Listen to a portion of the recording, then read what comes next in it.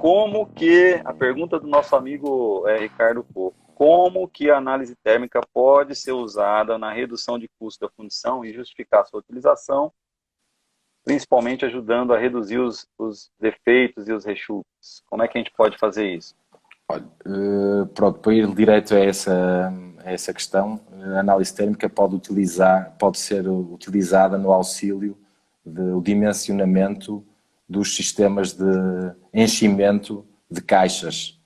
É necessário ter um sistema de enchimento bem dimensionado para o tipo de liga que estamos a vazar, nomeadamente se ela é hipoeutética, se é hipereotética, porque poderemos ter problemas que daí advêm, nomeadamente rechupes nas peças, por fechamento dos ataques, creio que se dizem ataques também em brasileiro, Sim, demasiado sim. tarde ou demasiado cedo. Isso será uma das funções. É também muito utilizada para otimizar a utilização de inoculante, de ligas de magnésio, para verificar se as ligas que foram adicionadas realmente tiveram o efeito que desejado e dessa forma reduzir custos na fundição. Então, a gente estava falando sobre como que a análise térmica vai garantir uma redução de custo na fundição e justificar a sua utilização, porque no Brasil, só contextualizando novamente, no Brasil a gente tem muito essa visão de que, mas qual o ganho que eu tenho? Eu fazendo análise térmica, eu tiro eu tiro peça. Se eu não fizer análise térmica, eu não tiro peça. Só que aí eu mando o forneiro sair de férias, acabou. O forneiro saiu de férias, acabou. O refugo vai lá para cima. Claro. Chama o cara de volta, chama o cara de volta. Então, assim, o cara tem os parâmetros de processo na cabeça dele. Quando ele sai, todo mundo perdeu, né? Então, por favor, continua. Por exemplo, isso que está a dizer, Fernando, olha, deixa-nos documentar, a partir do momento que temos uma ferramenta que nos documenta parâmetros de produção, para o caso de acontecer o que o Fernando estava agora a dizer, do forneiro ir embora e lá se vai o refúgio por ali acima, se tivermos análise térmica, podemos e documentarmos isso de uma forma regular e ordenada que consigamos aceder, podemos verificar, ok, para esta liga temos que vazar dentro destes parâmetros de líquidos, de temperatura tética mínima, de recalescência e por aí fora. No que estávamos a falar há pouco de justificar o custo de utilização da análise térmica, por exemplo, no caso de um forno, podemos utilizar a análise térmica para verificar que realmente as nossas cargas, como é que estão as nossas cargas no forno, como é que são utilizados, será que a minha carga corresponde realmente ao que onde eu comprei sucata, o meu sucateiro me vendeu? Podemos verificar uma variação na temperatura eutética mínima que me vai dar uma indicação de ter elementos mais carbídicos ou que tendencionalmente que poderão dar defeitos nas peças. Um exemplo de aplicação, fazer a verificação das cargas para não termos problemas futuros. Creio que a aplicação mais comum é estudar qual o inoculante ideal a ser utilizado na minha fundição e para cada processo. Também para estudar qual a quantidade ideal de inoculante que eu devo utilizar.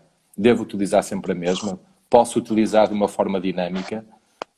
Posso reduzir o meu inoculante até quanto? Aí temos ganhos. O mesmo se passa em ligas de modificação. Eu acho que aí é a dobradinha que mais faz sucesso, né, dentro do mercado de fundição é a dobradinha fornecedor de análise térmica e fornecedor de ligas inoculantes, né? Porque é a única maneira de você realmente garantir que você está tendo uma eficiência, que você pode aumentar ou reduzir, se você tiver um trabalho nessa linha, né? Certo. Então, realmente eu acho muito bacana essa questão. Então, o que você está me dizendo é o seguinte, uma das coisas que a gente pode justificar a utilização da análise térmica através da redução através da redução do quantidade de inoculantes e ligas ali durante o processo, porque eu vou ter um processo onde eu conheço a estabilidade dele, onde eu mantenho ele estável e com isso eu consigo dar saltos na redução de utilização, na redução de consumo e com isso eu justifico e de defeitos, a utilização. de consumos e de defeitos, não é, Fernando? Pode haver algum outro elemento, por exemplo, uma carga de forno. Nós estamos a fazer sempre as mesmas, sempre o mesmo material, mas, por exemplo, temos uma carga. As cargas dos fornos variam muito nas fundições, ou muitas vezes. Toda a gente diz que não, mas a verdade é que as cargas variam de tempo a tempos. E depois podemos ter o nosso processo parametrizado e achamos que está tudo bem, mas a análise térmica pode-nos detectar a variação de alguma temperatura que indica que alguma coisa não está bem. Portanto, aí vamos reduzir defeitos também, otimizar custos de aditivos e reduzir depois defeitos futuros que incluem retrabalho, por exemplo, que é um custo acrescido enorme para as fundições. Certo. Inclusive uma das questões que a empresa que eu visitava, que ela, se ela estivesse usando análise térmica, ela teria conseguido captar um problema, que veio um elemento que reduzia o K ali e provocou a formação de uma grafita ruim, e estava na sucata, eles não conseguiram identificar a composição. Ô, Francisco, agora lá retomando a visão do Ricardo Foucault. Como é que a análise térmica vai me ajudar a reduzir os refugos? Como é que eu consigo reduzir os refugos, principalmente com os rechupes, né? Você estava falando no canal de ataque, tem alguma coisa a ver com isso?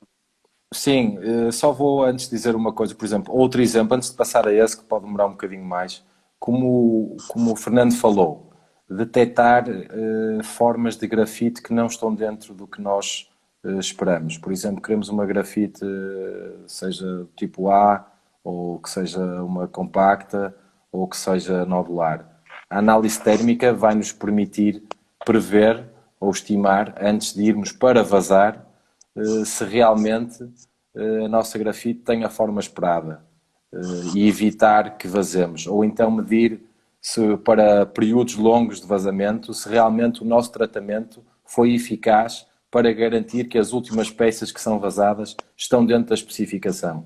Dá uma ajuda nisso, porque vamos ver alterações nos parâmetros. No caso específico de rechupe, podemos utilizar a análise térmica para dimensionar os nossos sistemas de enchimento, nomeadamente ataques, para a nossa composição química que temos, nomeadamente a temperatura de líquidos, ou seja, se somos hipoeutéticos ou se somos hipereutéticos. É importante porque a dimensão do ataque vai ter um impacto nas propriedades do material. Se nós tivermos uma composição química hipereutética e um ataque dimensionado para uma liga hipoeutética, muito provavelmente vamos ter problemas, e o contrário também é verdade. Podemos ter perda de expansão para fora da caixa, ou então o fechamento demasiado cedo dos ataques que não permitem a alimentação do resto da peça. Tudo então, isto tem a ver com a temperatura de líquidos. Coisa interessante, né? Você tem aí a região do ataque, né? Ela não pode fechar nem antes, nem muito tarde, porque em ambos os casos você vai ter rechupe na peça. E aí a análise térmica consegue ou rechupe, Fernando, ou aquele abatimento da peça, que também é verdade para peças hipereutéticas que podem perder o efeito de expansão da grafite, porque o ataque está aberto demasiado tempo e perde-se a expansão toda para fora da caixa e não fica dentro do molde como nós queremos. Podemos ter os dois efeitos, ou rechupe, falta de material, ou então um abatimento por falta de contenção da expansão dentro da caixa, por exemplo.